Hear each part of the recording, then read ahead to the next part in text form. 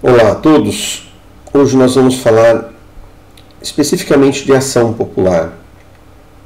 Tem muita relação e obviamente terá que ter com a matéria a ser ministrada na próxima aula, na quinta ou sexta aula, não me recordo. O que é uma ação popular?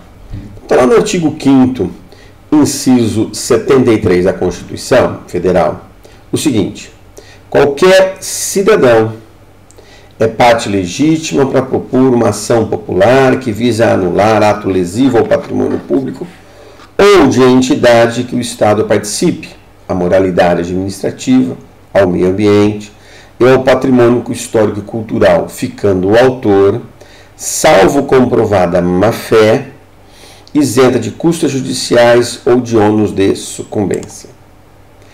Eli Lopes Meireles diz o seguinte sobre a ação popular: é um meio constitucional cidadão para obter a invalidação de atos ou contratos administrativos ou a estes equiparados, ilegais e lesivos do patrimônio federal, estadual e municipal, ou de suas autarquias, entidades paraestatais e pessoa jurídica, subvencionadas com dinheiro público.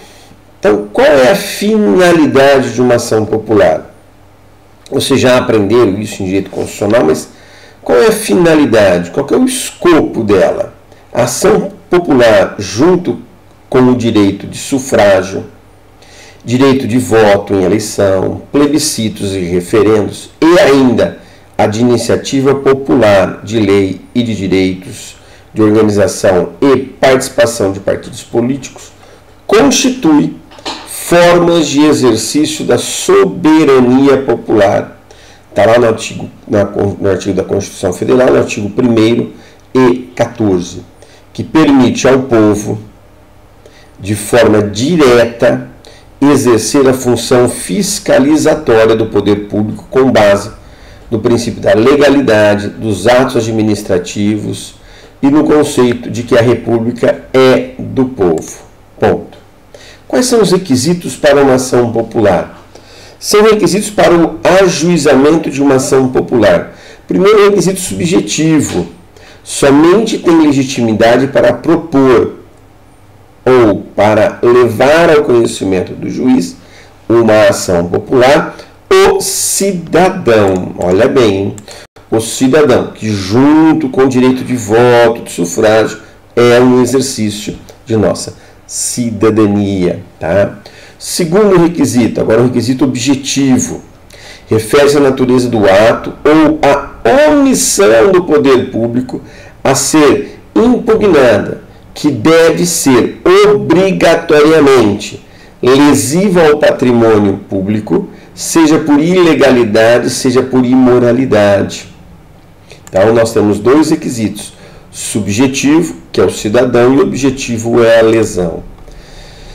O Supremo Tribunal Federal deu uma decisão com respeito à ação popular o seguinte: conforme decisão do Supremo Tribunal Federal, a ação popular é destinada, abre aspas, a preservar, em função de seu amplo espectro de atuação jurídica processual, a intangibilidade do patrimônio público e a, eu botei em destaque, integridade da moralidade administrativa. Requisitos objetivos, objetivo da ação. O objetivo da ação popular é o combate ao ato ilegal ou imoral e lesivo ao patrimônio público, sem contudo configurar-se, em razão disto, não se exige o esgotamento de todos os meios administrativos e jurídicos de prevenção ou repressão aos atos ilegais ou imorais e lesivos ao patrimônio público para o seu respectivo ajuizamento. Legitimidade ativa. Somente o cidadão, somente o cidadão, seja brasileiro nato ou naturalizado, inclusive aqueles entre 16 e 18 anos, e ainda o português equiparado no gozo de seus direitos políticos, possuem legitimidade constitucional para a propositura da ação popular. A comprovação da legitimidade será feita com a juntada do título de eleitor, no caso de brasileiro, ou de certificado de equiparação imposto dos direitos civis e políticos a título de eleitor, no caso de português equiparado.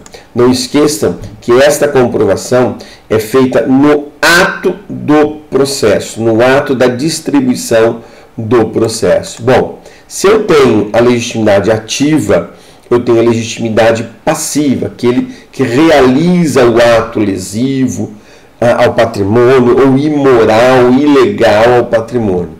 Sujeitos passivos da ação popular são diversos, né? Conforme prevê a Lei 47.1765, que fala sobre a ação popular, que lá no seu artigo 6º diz o seguinte: a obrigatoriedade da citação das pessoas jurídicas públicas, tanto da administração direta quanto da indireta, inclusive das empresas públicas e da sociedade de economia mista ou privada, em nome das quais foi praticado o ato a ser anulado, e mais as autoridades, funcionários ou administradores que houverem autorizados, aprovados, ratificados ou praticado pessoalmente ato ou firmado o contrato impugnado, ou que, por omissões, tiverem dado oportunidade à lesão, como também os beneficiários diretos do mesmo ato ou contrato. Então você vê que a relação é grande.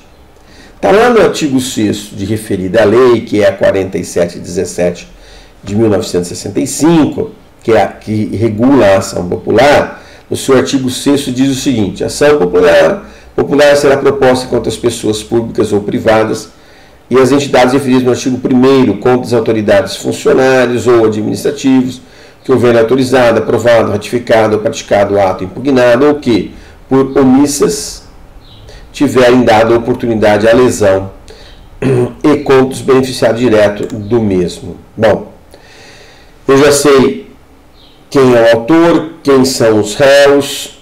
Agora, quem é competente para julgar?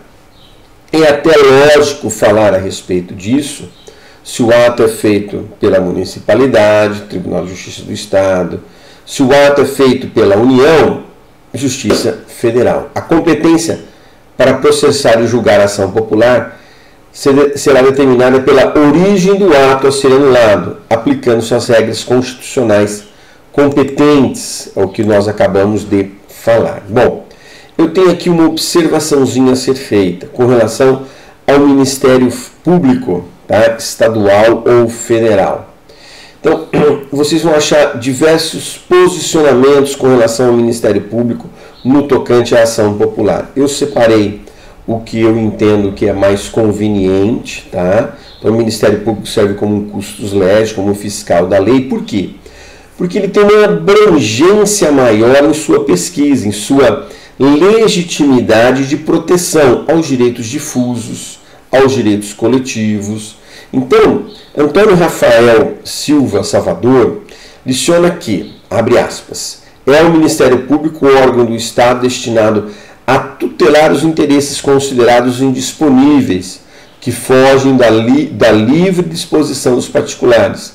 E ele ainda acrescenta: qualquer que seja a atividade desenvolvida pelo Ministério Público na ação popular, como parte principal em determinados casos, como substituto processual ou como fiscal da lei, não pode deixar de ter em vista o interesse público, o interesse da coletividade, que é o verdadeiro definido na ação popular.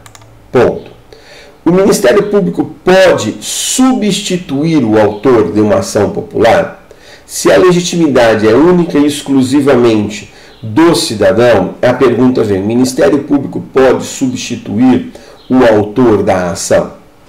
José Afonso da Silva, que é um constitucionalista, expôs o seguinte, tá? Que há um substituto, que o Ministério Público, o termo é substituto. não está sendo aplicado no seu sentido técnico, tá? Processual, e sim no sentido vulgar, como alguém que substitui no caso da omissão de outrem. Ocorre quando o autor popular ainda é parte no processo, mas é uma parte omissa, não realiza os atos pelos quais foram intimados, agindo assim o Ministério Público em seu lugar, cumprindo o ônus processual imputados ao autor, que não os realizou. Provas, execução, isso é uma obrigação do Ministério Público. E o Tribunal Regional Federal da 4ª Região, comungando com este pensamento que nós acabamos de falar, diz o seguinte: o Ministério Público está, na ação popular, autorizado a praticar atos necessários ao andamento do feito e sobre os quais tenha eventualmente se omitido o autor. Então, quando o autor do fato não realiza atos processuais adequados, pode o Ministério Público assim fazer. Por quê? Porque ele defende direitos difusos, indisponíveis: saúde, educação, moralidade, impessoalidade. Por isso que eu entendo que numa ação popular há necessidade de ser intimado também o Ministério Público, tá bom? Hoje é a ação popular. Muito obrigado.